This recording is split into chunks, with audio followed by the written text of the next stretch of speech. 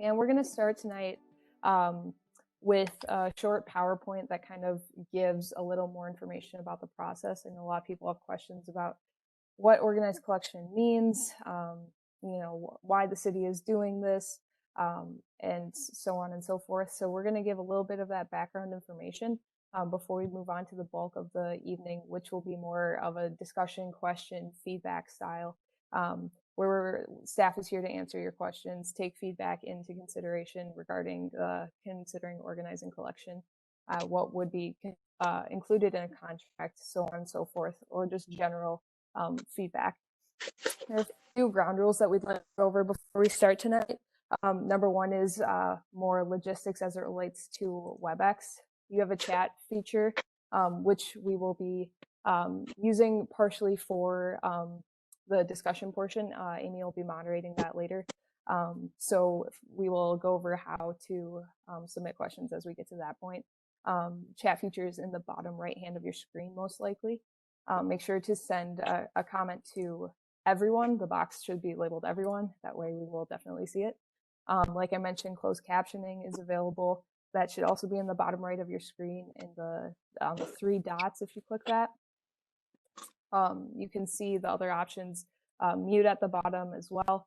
We do ask everyone, like I said, to please mute yourself if you are not muted. This will obviously help cut down feedback and so on.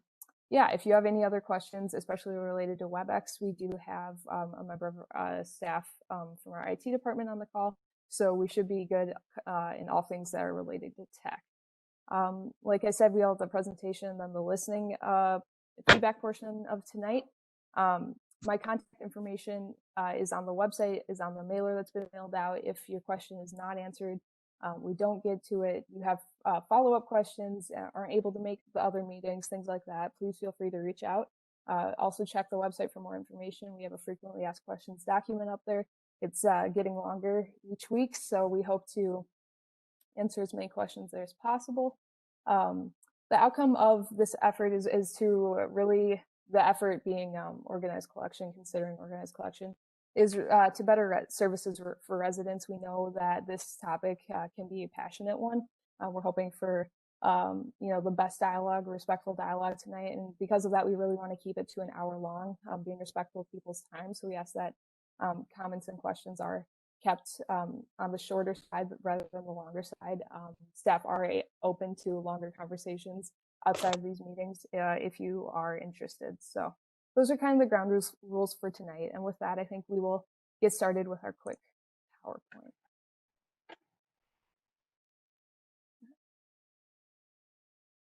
Okay. All right. Well, as Rachel said, my name's Amy Markle. I'm the Recreation Services Director.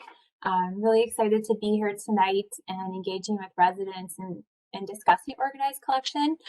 Just so everybody understands what it is, it's a waste collection system where haulers that are currently licensed in Richfield each serve a number of households based on their market share. These customers are located in the same area of the city, which helps more easily and efficiently coordinate collection. So it's not a single hauler system where we're going out for bid. Everybody who is licensed currently will have part of the market share. And one of the reasons that we are interested in pursuing organized collection is looking at the annual recycling rates in Hennepin County. Out of the 44 cities, Richfield is one of two that doesn't have organized recycling. So this can be correlated also with our lower recycling participation, less education and outreach with residents, increased contamination, and more. There's a goal of reaching 75% combined recycling and organics recycling rate for the metro through Hennepin County by the year 2030. So currently the metro is at about 50%. So in the next 10 years, we're trying to get up to 75%.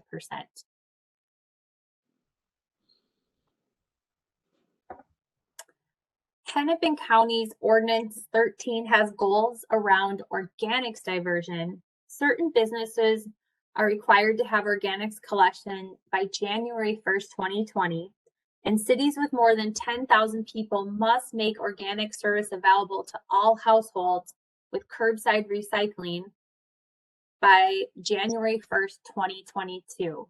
And when you look at what is in our waste stream, a lot of it is things that are recyclable and organic material.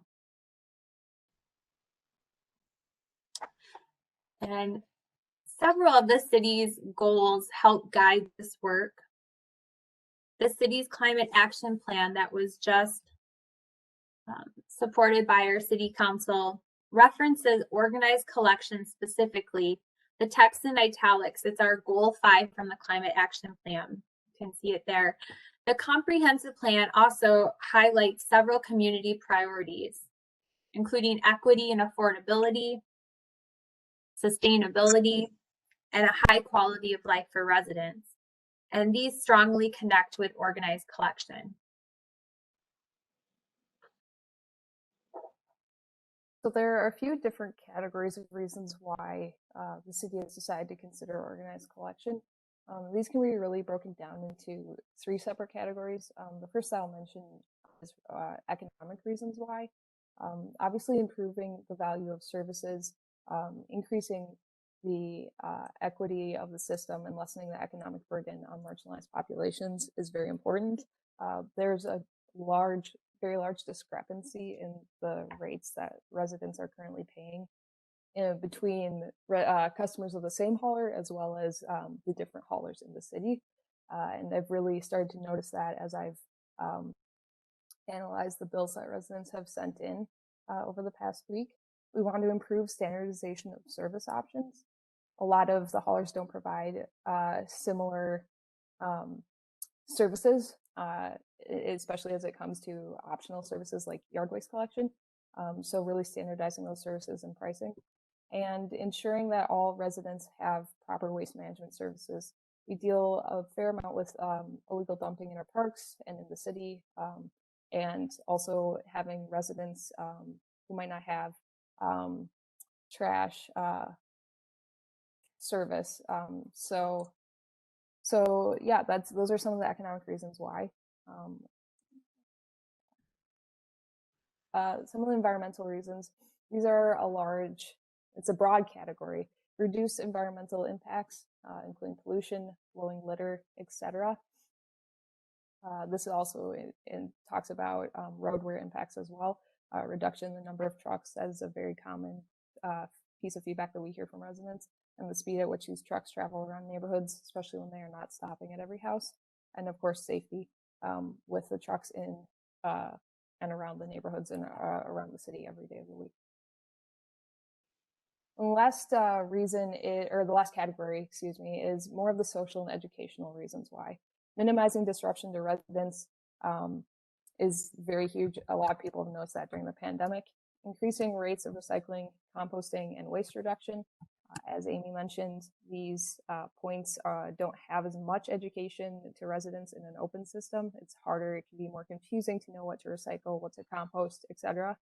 Enhancing coordination among government agencies to fulfill those goals that Amy mentioned. Improving hauler reporting systems so that the city and residents are aware of how much waste the city is producing and can take steps to responsibly manage that. And increasing public education and awareness. So a little bit about the process and the timeline for organized collection. I've split this into 2 years, so you can kind of see on one slide what it means. In 2020, we have already started with legal notice and the initial meeting with haulers, and then actually today was our first negotiation meeting with the haulers.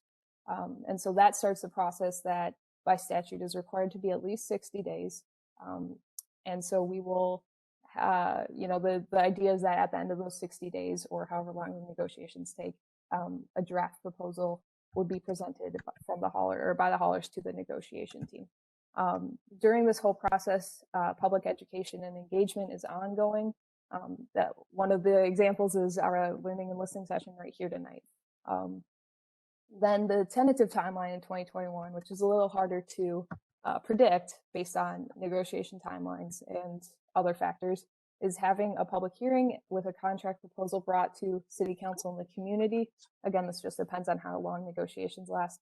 It could be late February, early March. It might be later. And then if that contract is agreeable to both the council and the community, there would be the city council would vote on it, again, ideally in the spring, with then implementation in the late summer or early fall. So that's our tentative timeline. It obviously depends on a lot of different factors, including negotiations and, of course, the pandemic too. So lastly, we have a lot of public engagement and education opportunities. I wanted to highlight some of these. These pictures are examples of previous project engagement, and obviously all of ours is virtual for this effort, with the listening and learning sessions today, tomorrow, and Tuesday. The webpage with frequently asked questions, explanations of the system, benefits, timeline overview, etc. Staff availability, as I mentioned before, for resident feedback via phone or email. Sending out publications like the citywide mailer that we sent out to residents for the listening and learning sessions.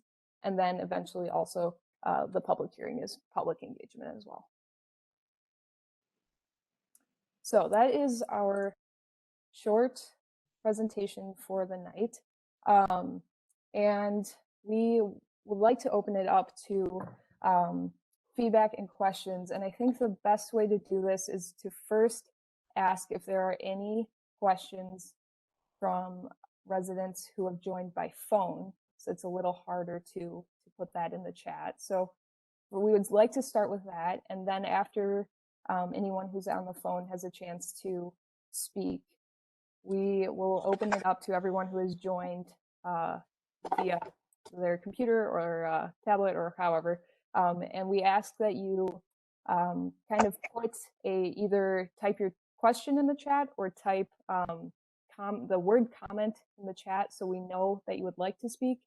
And then Amy will moderate that and announce who would like to be speaking, at which point we will work to unmute and go through questions. We ask that you keep your questions as short as possible, ideally, between a minute or two, so we can get through and talk to as many people as possible. There are only 30 participants, so hopefully it seems like we have enough time for quite a few questions, but we would like to talk to as many residents as possible. So I think those are everything that we would like to talk about for the frequently asked questions. The first question: why is closed captioning in Spanish only?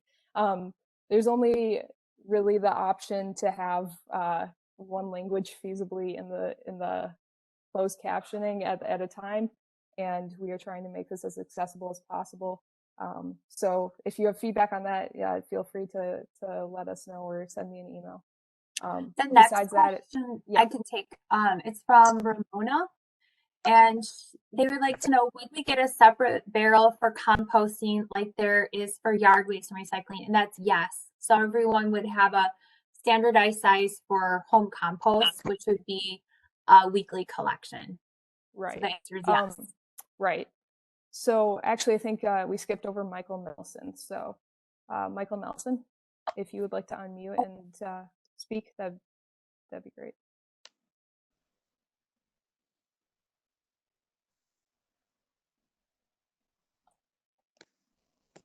All right. I see that you're trying to unmute. There you go. Okay, can you hear me? Yep. Great. I've been a resident of Richfield for just over 20 years. And anytime I hear organized by the government, I just say, watch your wallet. That's what I'm most concerned about. Is one example is my water and sewer bill has more than doubled in just the last 2 years. To be about $47 every 3 months. The last bill I just got is nearly $119. And my usage really has not changed. So I am most concerned about limiting. Yes, less trucks would be nice. However, when you limit the number of limit the competition, which is what this is doing, you're going to raise rates on customers. It's going to happen. Everything's going to go up in cost. And I pay $65, $66 every 3 months to waste management. That's about $22 a month. I would guarantee that goes up double. And they also, every time they raise rates, and all haulers raise rates, they all do that game. It's called negotiation. Negotiation. And when they have more power, more leverage, by you limiting the number of haulers, they're not gonna negotiate. They're gonna keep bumping up prices and say, sorry, that's what it is. And I'm tired of increases. This is just, I see where the good intentions here, but I also see everybody's rates going up. Everybody's, because of this, because there's less competition. And right now, my trash bill includes yard waste pickup. I noticed in one of your Word documents or one of the PDFs that you mentioned that it's usually an option. Well, with this, it probably will go to an option, and then everybody's gonna have to pay for that. See, with negotiation, because I used to have Burt's, and before that I had Randy's and everybody else, and everybody switches haulers every few years, or they may, because they play that game with the rates. And I call them up when I see that bill go up, and I say, listen, I've been a customer for a very long time. Can you lower that rate back down to X amount? I'll sign a year contract. They do it every time. Every time. They lower it back down to what I was paying before, and it's called negotiation. With this, they're not going to do that. They're just going to keep bumping up everybody's rates because they know there's only them and maybe one other hauler that that people have a choice of. Whereas right now, there could be 3 or 4 in the neighborhood, and I see them every Wednesday. So I don't want to take up too much time, but has it been the cost to the residents been addressed? Because I don't see that as a really big concern in all this. Oh, yeah. Thank you for your feedback, Michael. That is definitely a very large concern in this process. With keeping the same number of haulers, there isn't necessarily the sense of competition that there is in an open system. But with the rates that residents are paying, you do have the option to switch haulers. But residents in an open system are almost entirely paying more than they would in an organized system. There is less of obviously an option to call a hauler and ask them to reduce your rates. But every time that happens, that someone is able to do that, that price has to be made up somewhere else, because cost to dispose of waste is getting higher and higher as landfills and incinerators close. So someone is paying that cost, even if your rates are staying the same as they have for several years. And we see that in the discrepancies across the city, with some residents paying over $50 a month for trash and recycling, and some paying, 20 or so. So But I feel I hear what you're saying, but all they got to do is call up their hauler and go, look, you just doubled my rate, or you raised it 20%. Why? And I got X.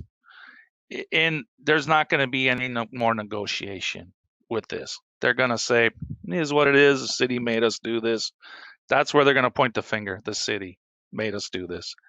And they're going to say, tough, that's our rates. You don't like it, too bad.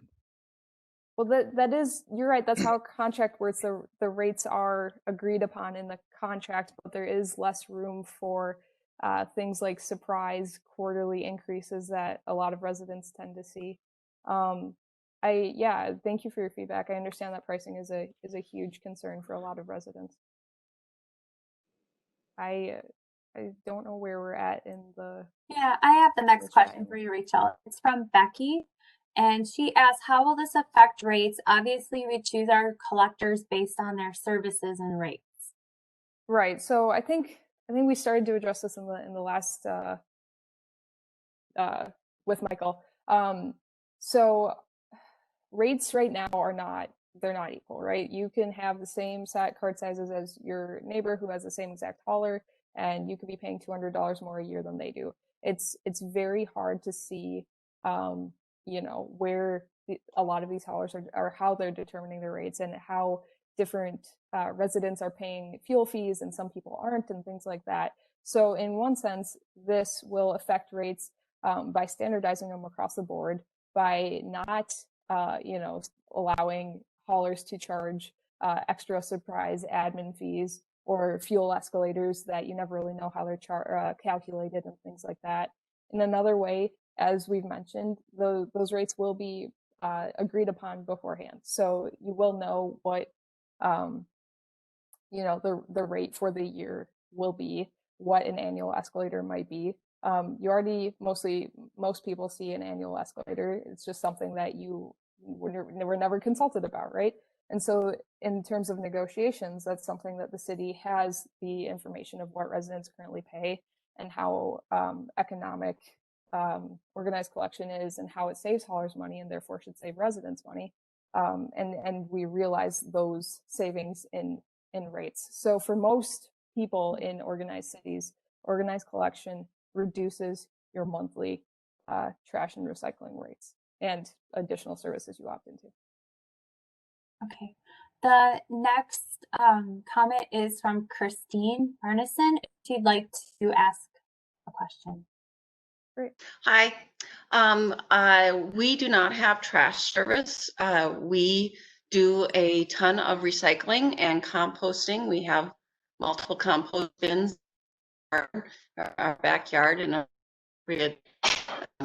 discrete place, and recycle and haul our recycling to the county site directly ourselves. So I understand you're going to have an opt-out option. I'd like to know more about that process, and hopefully that qualifies me, because this would be an extra cost for us for sure that's not in the budget. Thanks for your question, Christine. Yeah, we've heard it from various residents with different situations on how they dispose of trash currently. And as a city, we will be developing an opt-out system. Unfortunately, because we are so early on in this process, we don't have details as to the qualifiers for a resident to opt out. I can't speak on your specific situation. It's great that you do compost at home and dispose of your recycling and everything. So I give you major kudos for that. But we will be looking at an opt-out system that ensures that all residents who do not participate in this program and are approved to not participate in this program are responsibly disposing of their waste. Okay. The next question is typed from Mark Hagan, and he asked how many licensed haulers are in Richfield currently. So I'm assuming that Mark is asking about residential haulers, as this is a residential organized collection. And there are currently 5 licensed residential haulers. We will have to see if all 5 continue participating in the process. That is a choice that each hauler makes.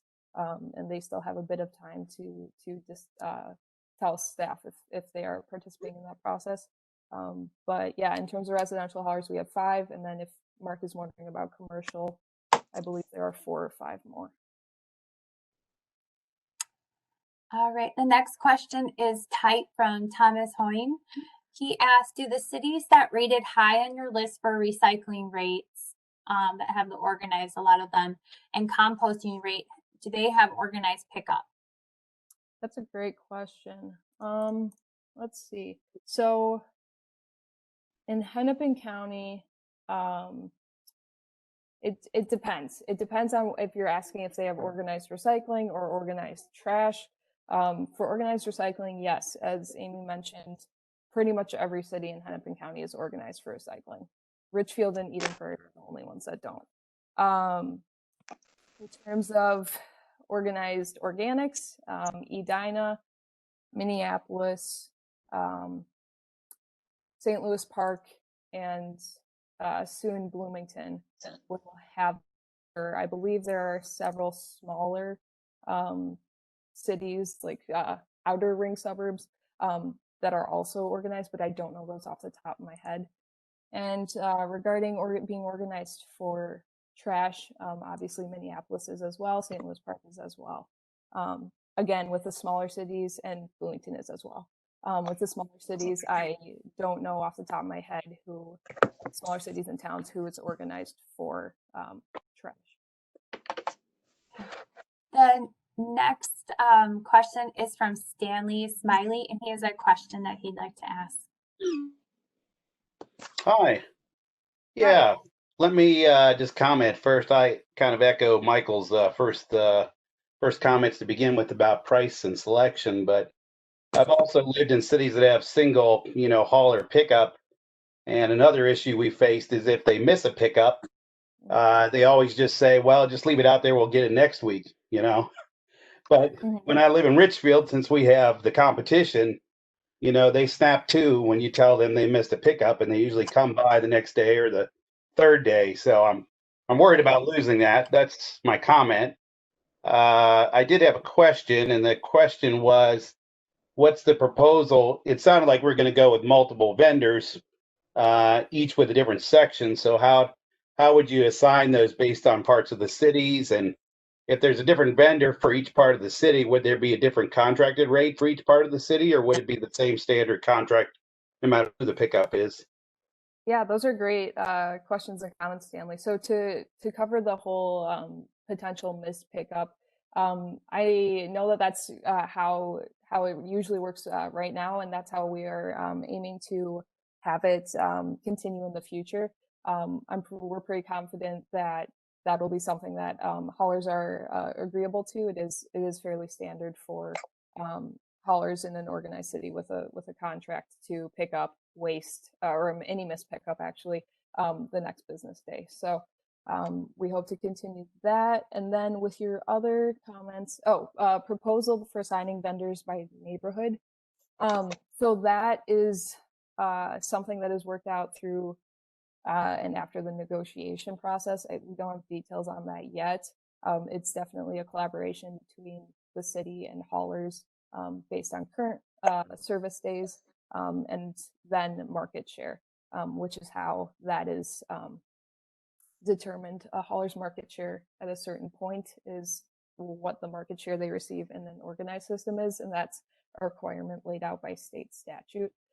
So that happens later on in the process, and as we get information, obviously that will be shared with the public.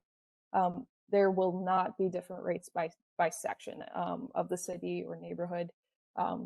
In the organized collection, every resident in the program, has the option they'll pay the same rates. Obviously, it depends on your cart size, but if you have a 35-gallon cart or whatever the specific sizing is, you will pay the same rate as someone across the city with a different hauler who also has a 35-gallon cart. So pricing does not change by hauler. It does not change by area of the city. All right, the next question is from Thomas Hoyne. He asked, why is it the city's business when I pay for my trash, recycling, and composting pickup? So we look at considering organizing collection as a way to help advocate for residents more than just calling up haulers and having them reduce rates. It's for advocating for all residents, trying to protect roads in the city, to reduce the number of trucks, to make sure that the services that are being offered by haulers are standard, that people are getting yard waste picked up when they should be getting it, that they're able to get their customer service complaints resolved adequately. The city gets a lot of complaints currently, and in an open system without having direct contact with the haulers is really unable to help residents. We're really unable to help residents with problems most of the time. So that's the goal for why the city is trying to consider organizing the trash, recycling, and organics. And I would add too, we had a recent request for residents if they were able and willing to share their current hauling bill with us, it's helping us understand the discrepancies. We're seeing some residents, even on the same block with the same service, paying more than double what their neighbor's paying for the same service from the same hauler. So it's helping us understand the range in pricing for the same services better. All right, the next question is from Andrea Olson, and she asks, how often will contracts be looked at? And after X number of complaints, will the city step in and look at that hauler that is getting the complaints? Yeah, so those are both good questions. The state statute requires that a contract, the initial contract when the city first organizes collection, is for 7 years, which is a long time. There are different ways that the city, in a contract of that length, can look at rates and review them according to markets and things like that. All the financial mumbo jumbo that can really help review the contract in the middle of the process and make sure that they reflect the market. For an example, obviously we are in a pandemic, and that has increased a lot of residential waste generation, and that has increased residential waste pricing for a lot of people. So if a contract is negotiated while we are still in, the throes of the pandemic, the rates for, the first few years might reflect that market, but we want the ability in this, with this potential contract to then revisit and say, okay, residents in Richfield are not producing the same amount of waste that they have been, or that they were during, 2020, 2021. And we would like the rates of this contract to reflect that. So there are different ways that a contract can be looked at, even with a 7-year term contract. I hope that answers the question. It's a little dicey with how the contract works. Regarding the number of complaints, so with this specific language, we're still figuring out the actual customer service system and everything. Like I said, we just had our first negotiation meeting today. It is the city's goal to have, be involved in the process throughout the whole thing. It's not just a negotiated contract and then, residents are left hanging. That's the opposite of what we're trying to do here. The city is going to be involved through every step of the way and helping residents when there are complaints, with specific haulers and working with those haulers. That's, again, like I said, part of the reason why we're organizing, is to have that ability for the city to be able to help residents when they do call, as they do now. But we don't have that communication with haulers. The city is not made aware when, things are missed for weeks at a time, or why that is happening. So it's not after a certain number of complaints. It would be after every individual complaint. There are clauses and parts of contracts that look at hauler performance if there are a repeated number of complaints, and the type of complaint, with things like liquidated damages. So it really just kind of depends. I know those are a variety of answers to your question. I'm hoping that answers it, but feel free to clarify if it doesn't. All right, the next question is from Thomas Hoyne again. He asks, if the city is not happy with whoever they contract for their trash hauling, can they change haulers? If so, why can't I? So I think I'm understanding this question. The city, like I said, the state statute requires that the city work with all licensed haulers.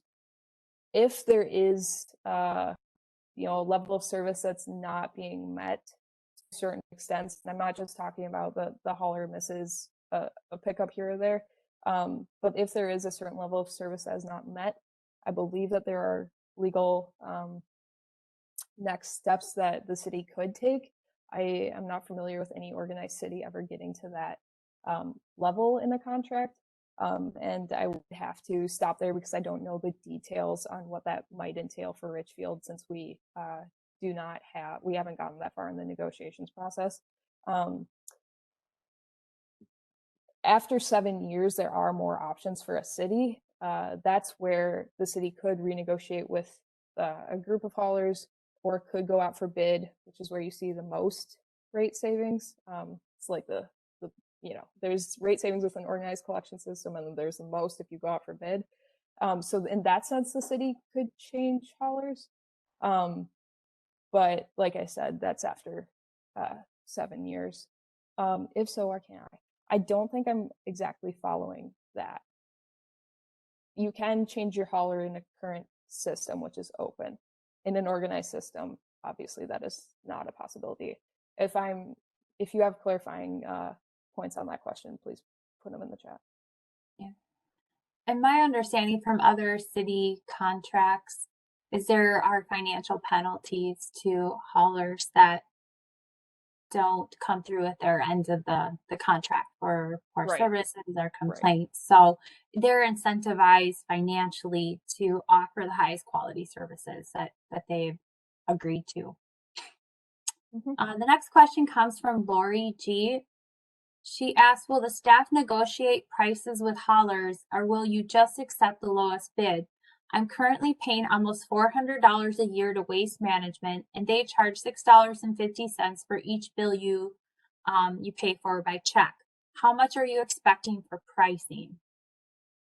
Okay, I can answer some of these questions with more detail than I can answer others. So staff will, negotiate pricing with haulers.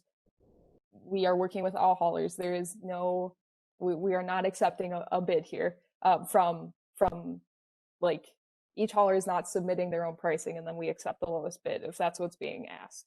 We're negotiating pricing to get the services that residents have indicated that they want, or to get a variety of pricing options for services that we can bring back to the community and say, for example, this is what weekly recycling would cost. This is what every other week recycling would cost. Here are the various prices being proposed for the different trash can sizes, etc.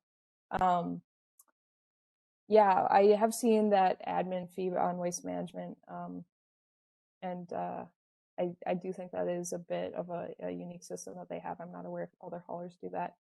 And as far as how much we're expecting for price, I don't know yet. We did not, like I said, we had our first negotiation meeting today. We did not get to specifics of pricing in that first meeting. That's where we take the data that we have gotten from resident bills and other information that we have from St. Anthony and Bloomington. And that is the negotiation. So we don't have any expectations except that an organized system will be cheaper than the average that Richfield is paying right now. All right. The next question is from Stanley. We already answered that one, Amy. Oh, I'm sorry. Oh, no, I don't think we did. No. So he wants to know, what's the proposal for assigning vendors by neighborhood? Are there going to be different rates by section? Okay. Yeah, we did. Okay. Jeff kind of has a comment / several questions. I'm going to read all of it. He asked, I don't understand why our opinion matters, as it sounds like the city has already decided and this must have been in the works for a long time before tonight. Also, I emailed Rachel with my opinion about my favorite hauler, and Rachel replied, lots of people are going to have an opinion. There's no guarantee. Blah, blah, blah. And I have a compost bin. Can I say I don't want an organic bin so there's not too many bins? All right. So Jeff, the whole reason why we're doing these listening and learning sessions is because resident opinions and feedback do matter. We are considering organized collection, taking this feedback into account, seeing what the pricing would be in an organized system, bringing that information back to the community and to council. There is still a final vote that would happen on a draft proposal. So the city has decided to consider organized collection, and we are proceeding with that process. It has been in the works for a long time. We have, depends on how you determine long time, I guess. We have been working on this, obviously, for months publicly, and then we have had several work sessions over the years with council about the future of things like the organics drop-off program, which has given us the feedback that several residents want, things like curbside organics, work sessions after the Hennepin County mandate, things like that. So we've been doing our research for a long time and hearing from residents for years about things and continuing to get that feedback as we go through the process. But like I said, the reason why we're holding these sessions is because resident opinion does matter. I do remember that you emailed me about your favorite hauler. I do want to note that your comment is not a direct quote. That's not what my email said back. I do know that a lot of people have opinions about favorite haulers or haulers that they would not like to have. But what I said about, the language about there not being a guarantee that you would get a hauler or avoid a hauler is true. There, as we go through the process and figure out, how the market share is divided and where that, what part of the city that a hauler services, we cannot guarantee that. I believe I said in the email that as much as you might want a hauler, your neighbor might hate that hauler. And I've run into that in emails. I get a lot of feedback about certain haulers and some people love them and some people don't. So that's why I said there's no guarantee, because there really isn't. And we haven't gotten that far in the process to figure out how the city is getting divided.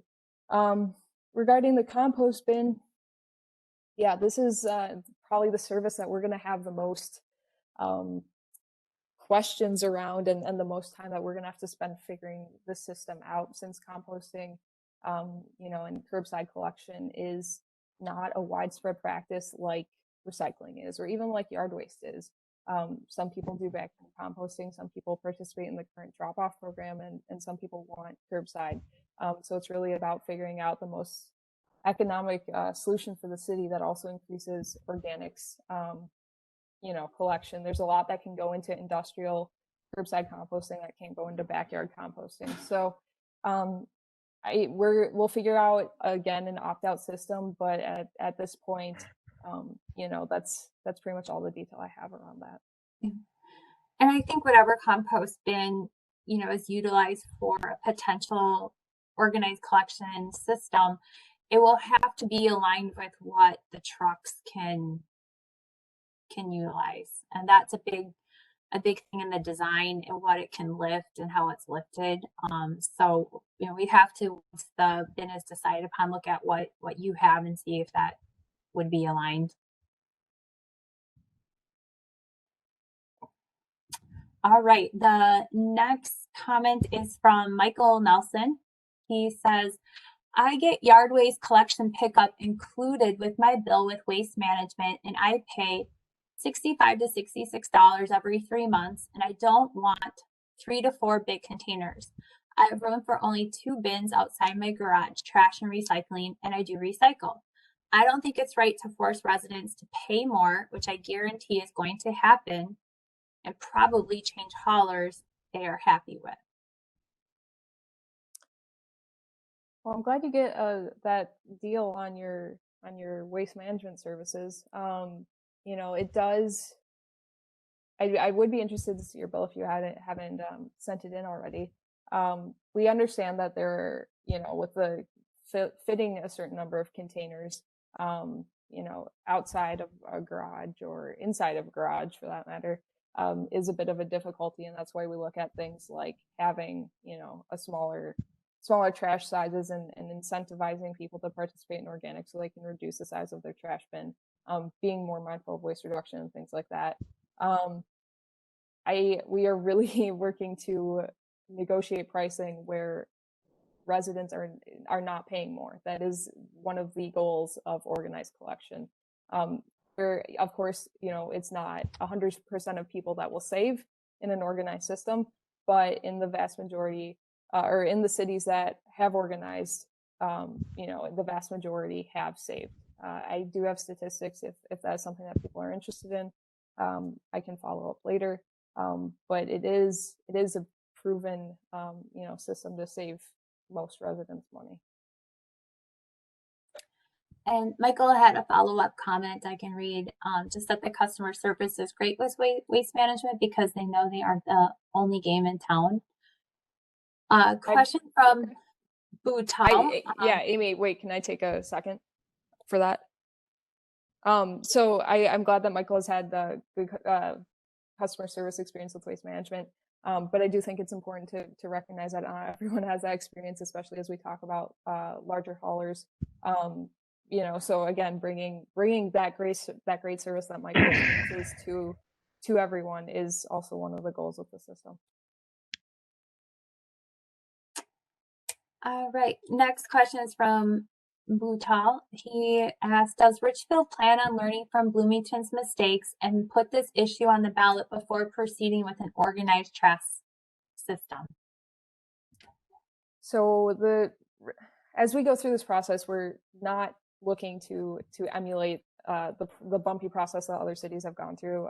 You know, there are cities that have organized and it has gone very smoothly, and you know, people don't usually know that those cities have organized for those reasons. So we have learned a lot from St. Anthony on their organizing. For the ballot question, I would defer to our city attorney who isn't here tonight. It's somewhat, the process is a little different. It's not just that if there is a topic that comes up that some residents would, you know, want to vote on preemptively, that according to my understanding, that is not, you know, necessarily the first step of an effort. You know, efforts that are voted on by the city council, such as, you know, the city council approved a resolution to start the process to consider organized collection. It wasn't the final vote that I spoke of before, but that generally is the first step of an effort. And then if residents choose to vote, there are ways to go about that, to go through the system and submit, you know, petitions and things like that. But as far as I'm aware, I don't know if there's a political or a legal precedent to preemptively put this to a vote. That is a question that if you are interested in learning about, I can either directly find out from our city attorney and follow up, or we can add that to the frequently asked questions document as well. And Michael Nelson followed up with a comment, it should be voted on, not forced through. It will only result in much higher rates and worse service.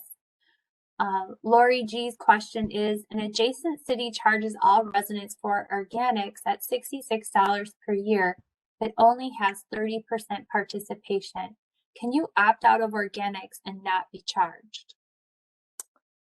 So that's a detail that we're definitely gonna have to figure out with the organic system.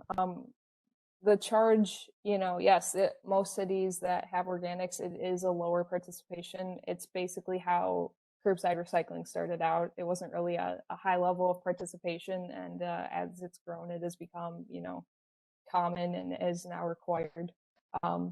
So we're kind of at the beginning stages of having common curbside composting or organics collection. Cities do it different ways. Some have opt-out, some have opt-in systems for carts, but a mandatory charge. Some have opt-in for participation, including the charge and the cart. If we have an opt-in system with only those who participate are charged, it obviously makes it financially more expensive for any resident to participate. Haulers have to charge more to make it viable and to recoup from the costs of disposing of organics. And part of this is to, like, excuse me? Okay. Part of this is to, like I said, increase organics participation in general to help meet county and state goals. So we'll still be figuring out the feasibility of different organic systems, and that is definitely something that we want to hear from residents. But like Amy mentioned in the presentation, so much of our trash is organics, especially with the amount of food that people are throwing out, and that's a huge producer of methane and has a large climate significance. So we are trying to make this more of a common thing across the county, and doing our part in Richfield as well. Yeah, I think currently in Minnesota, about 30 to 33% of all waste is compostable.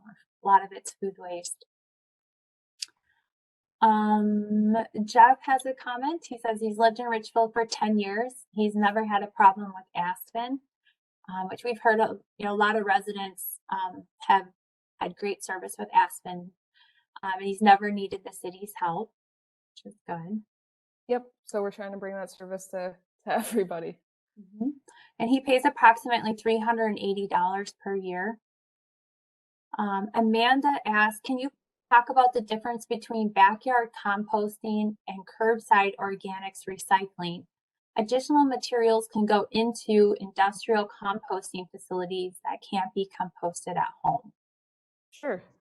So when we talk about backyard composting, usually it's mostly foods, fruits, vegetables, and pretty much anything that's not like meat, fat, oil, and grease. So those are a lot of the foods that can be sent to industrial organics facilities. Meat, bones. Some people don't like putting dairy in their backyard composting and things like that. Fish, etc. Things that usually attract animals as they rot. So that's what is included when it comes to food. And then when we talk about non-food compostable items, that includes paper products like delivery pizza boxes, paper egg cartons, Kleenex, paper towels that don't come into contact with chemicals, things like that. And some people put some of those in their backyard compost, but it is really helpful to have the heat of an industrial compost pile break those down. And it includes, things like, we could get really into it, toothpicks, paper Q-tips, cotton balls, the list is very, very long and extensive. You can see more on Richfield's Organics collection page. But that's really where we get that the third of trash is compostable. All right. The next one is from Maureen, and it's a comment.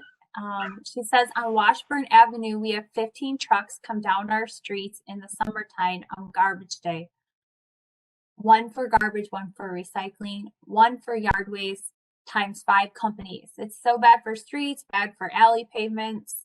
MnDOT estimates that one garbage truck equals 1,000 car trips. Yep, that's definitely a comment that I've heard a lot from residents, especially those who are now working more from home during the pandemic. Jeff has a question. Are most of these complaints you speak of coming from one or two particular vendors? No, I've had complaints from service from I don't know if I'd say every hauler, but most. First of all, since it is an open system, the city does not receive as many complaints because most people are aware that you have to talk to your hauler in an open system. So I'm not sure how many. I really only get the super, super frustrated ones that can't get a resolution with a hauler. But no, it's a lot of people have different views on their service. And then Amy, I have a question. Peter has a question and would love to speak. I think I only got that message though. So, okay. Peter. Yeah. First of all, can you hear me? Yep, you're good. Okay. I want to thank you for broaching the question and bringing up the subject. There's no right or wrong kind of way to do that. There's always the good and bad of everything that's put in this. So I appreciate that. Just bringing that up. I come from it from 2 different angles. One, I have a mom that lives in Richfield as a senior, so she basically needs the minimum amount of services, the smallest bid known to mankind, the smallest recycling. Sure. And she opts out of yard waste, where I'm the exact opposite. The more bins you give me, specifically yard waste, so that way, from a standpoint, it makes it easier for the trucks to come, grab that big bin, dump it in there, versus some guy's going to hop out and put 25 yard bags in his truck as he's sitting out there for a long time. And I know you talked about the pricing is based off of the number of bins you have. So if you opt in for more bins from a convenience standpoint, example like yard waste as example, or if you want more recycling, because you have a lot more that you do based off your family size, will you be charged more just because you're having that convenient part of it, for one? The next part of my question is my yearly pricing just came through. So I've done like a spreadsheet trying to break down the pricing. Right now, my bill is just under $500 through Republic for all my services, and they don't negotiate because basically they don't do annual contracts anymore. When I've compared Randy's and Aspen and Waste, they're all around $450 give or take more based off of having a large bin and wanting all the services that are out there. So from the standpoint of switching to this, if there's an option where you get a reduced billing, that would be great. Because example, part of my my $500 bill, 100 of that is all based off of fuel surcharge. So I'm getting charged an extra $100 just because your truck happens to be in the neighborhood to pick up my services. And that's the thing that I want, because I know we all want reduced pricing and we want great service, but those don't always go hand in hand. They can, but a lot of times it doesn't, and you're not going to meet everyone's needs in regards to this topic. We're doing the best because everyone wants to do things a tad bit different, but I appreciate you broaching the question and answering all of our the concerns that are brought up. Yeah, thanks, Peter. When you mentioned your mother, it brought up a point that I think we definitely haven't talked about, and I do want to make aware because I've had a lot of residents calling me about this. In regards to residents who might need walk-up service for a variety of reasons. I'm not saying your mom does, but it just reminded me of this. I have had residents calling me saying that certain haulers won't provide walk-up service or will charge no matter what the reason is. And that is something that we've been receiving feedback about, and something that we are taking very seriously, and can need, we feel should be a courtesy service for the residents in our community who do need that extra service. So I did want to put that out there because that is something I've been getting a lot of questions about. And regarding extra carts, that's another thing that haulers just deal with differently right now. Some haulers, if you want an extra recycling cart, for example, they'll give you one at no charge, and some will charge you double. So, standardizing that and saying, okay, if we want to reward people who are reducing or disposing of their waste properly through recycling or yard waste or things like that, and providing extra carts at no additional charge. Obviously, trash is a different story. That is taxed and is a big deal, and it costs more money to dispose of that and things like that. But when we come to these other services, the city is looking at, how feasible is it to provide, additional carts that if a resident wants it, especially for things like yard waste, at no additional charge. So we remain optimistic, and that's something that we've been in talks with the haulers about. I have one more question. Is there things with example, if you have a home-based business, I know a lot of families, people are staying home more, and then you see example like home daycare providers or other people that are working from home. Is that a factor of when they look at for the pricing or what's going to be set up? So nothing is taken into consideration on the use of a property, example, like a home-based business. Like if it's in an actual home, and the primary use of a structure is as a residence, then we look at it as a residence. Okay. And we look at it based on, the number of carts that, a resident has, and things like that. We don't, we don't judge or think about, okay, this person, has a home-based business, they should have a different rate or anything like that. And yeah, I think you mentioned something about being charged by the number of carts, and I wanted to mention quickly that that's also where the sizing comes in. It's not necessarily, for some services, it will be the number of carts, but for things like trash, the pricing would be more based on the size of the cart. So I know that we're technically at an hour, and we do still have quite a few comments. Amy, how would you like to go about this? Why don't we, in respect of time for those who set aside an hour of their evening tonight who would like to sign off, feel free to.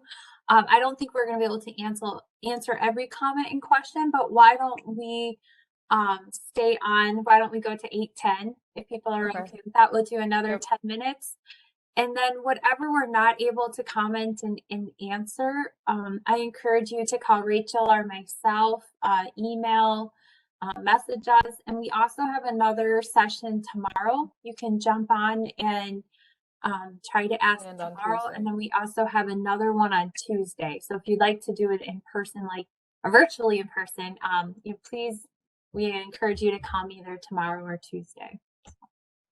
So we'll go. Would it make sense to just read through the questions, or should we continue reading through the comments as well? I'll kind of go quick if there's okay. So Maureen had a comment. St. Louis Park has had organized collection for 15 years. In 2013, after 8 or 9 years, a survey of residents gave over 90% satisfaction. Michael commented, opting out should be an option if the residents can prove they pay for trash and recycling with a current bill, no other requirement. I negotiate directly with haulers and it works very well. Add the city to it and you will pay far more as the hauler won't talk to you. They'll just point to the city and say, we have to change this based on contract, no more negotiating. Everyone pays more. Lori had another question and asked, would you include in the contract that haulers must allow 2 households to share service? So cart sharing is a topic that we will have to have a lot of future discussions with haulers. I don't know of any city that has organized collection that also allows cart sharing, because that gets into being a market share issue, especially if you are sharing outside of the city. With a resident that lives in another city. So to help, acknowledge that there are people who create such a lower amount of trash that they are able to share a cart. We are looking at including options and are very, very confident that we can include options like every other week trash collection, which is currently not allowed in the city. For public health reasons, and using that with the smallest size bin, which is usually around 32 or 35 gallons collected every other week. The assumption is with people who are reducing or producing less waste, they're also not necessarily producing the waste like organics, which tends to rot in garbage cans, which is why garbage has to be emptied more frequently. So if you just have a garbage can full of plastic or something like that, it can, sit for 2 weeks. So we're looking at options like that in the event that it is not feasible to continue to allow cart sharing. All right, the next question is from Jerry Bochensky. He asks, has this organized collection already been decided by the city that it will be done, or will this be voted on before being put into place? That's a great question. This organized collection goes through an entire process that would include a future public hearing and a official vote from the city council based after that public hearing, where the city council takes into account resident feedback and a draft contract that's presented to them, and things like that. So we are currently considering organized collection, and if a draft contract is produced that is brought back to the council and the community, that would be voted on. The next one's a comment from Maureen. It should be noted that Bloomington residents voted to keep organized collection after at least 2 years of doing it. Mm-hmm. Michael Nelson commented it definitely won't be cheaper. Mary Harkis questions, they revolve around billing. She belongs to an HOA. Are we billed individually? Will it be part of our water bill? I moved within Richfield in the last 5 years. Since all disposal bins are identified by the hauling company, will I be?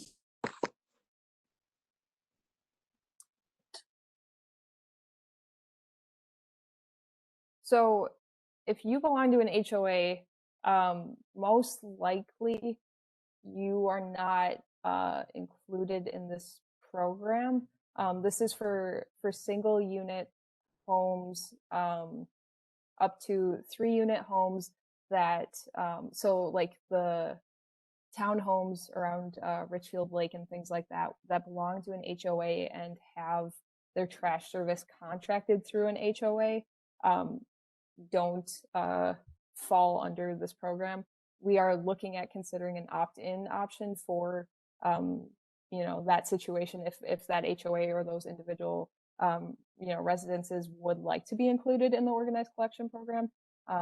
But if you are billed individually, yes, you are included. If your HOA is responsible for contracting your current service, then you are not automatically included. I hope that answers the question. And no, it will not be part of the water bill, and you will not be charged to pick up the current bin. But I don't think your HOA is included in the program anyway. Lori has a similar question. Are you requiring multi-housing with more than 4 units to participate in organics recycling? No. So the requirement for curbside organics for 1 through 4 units is a ordinance revision that comes from Hennepin County. So that's not a requirement that the city has created. And there is currently no county requirement for multi-unit housing of that size either. All right. Michael has a comment. He feels like it would be like Comcast. They basically have a monopoly and they jack up rates constantly and no longer give promotions. Service is horrible. You can't even get a human being on the phone. Peter has a question about the number of bins a house can have if they want more for yard waste or simplicity of pickup versus paper bag. I would love to ask additional question if taken off mute.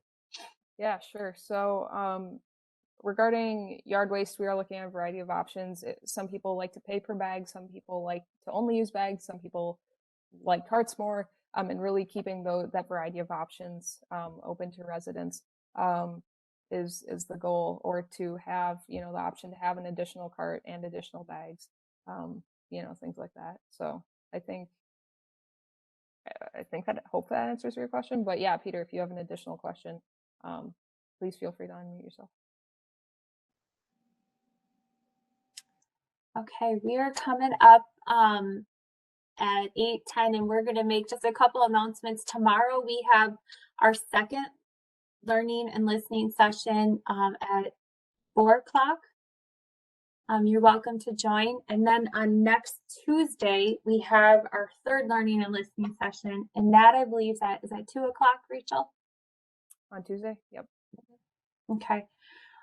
So if you didn't get your question answered, please feel free to email, call, or join one of the other sessions. And like Rachel said, this is a process that we've been charged with from your council to explore and start the process. And probably based on people's experiences, there's a lot of opinions around it. I think tonight we've been able to discuss and hear some of the opinions and answer some of the questions. So hopefully we'll continue to have this dialogue in the coming months. Great. Thank you. Thank you. Yeah, good session, Rachel and Amy. Thanks, Stanley. Thank you, everyone.